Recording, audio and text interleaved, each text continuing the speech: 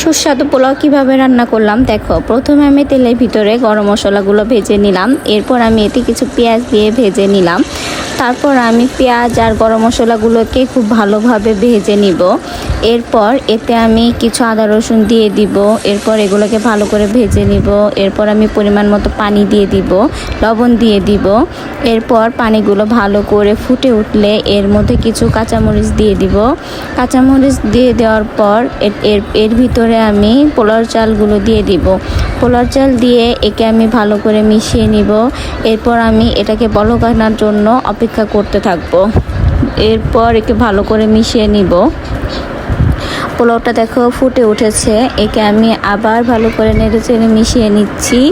মিশিয়ে নিয়ে যাওয়ার পর যখন এর পানিটা শুকিয়ে যাবে তখন আমি এতে ঢাকনা দিয়ে দিব। ঢাকনা দিয়ে ভালো করে ঢেকে দিব। এরপর দেখো আমার পোলাওটি হয়ে সুস্বাদু পোলাও কিভাবে রান্না করলাম দেখো। প্রথমে আমি তেলের ভিতরে গরম মশলাগুলো ভেজে নিলাম। এরপর আমি এতে কিছু পেঁয়াজ দিয়ে ভেজে নিলাম। তারপর আমি পেঁয়াজ আর গরম মশলাগুলোকে খুব ভালোভাবে ভেজে নিব। এরপর এতে আমি কিছু আদা রসুন দিয়ে দিব। এরপর এগুলোকে ভালো করে ভেজে নিব। এরপর আমি পরিমাণ মতো পানি দিয়ে দিব, লবণ দিয়ে দিব। এরপর পানিগুলো ভালো করে ফুটে উঠলে এর মধ্যে কিছু কাঁচামরিচ দিয়ে দিব।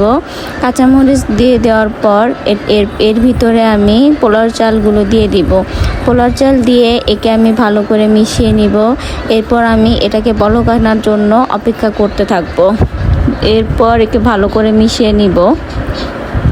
পোলাওটা দেখো ফুটে উঠেছে। একে আমি আবার ভালো করে নেড়েচেড়ে মিশিয়ে নিচ্ছি।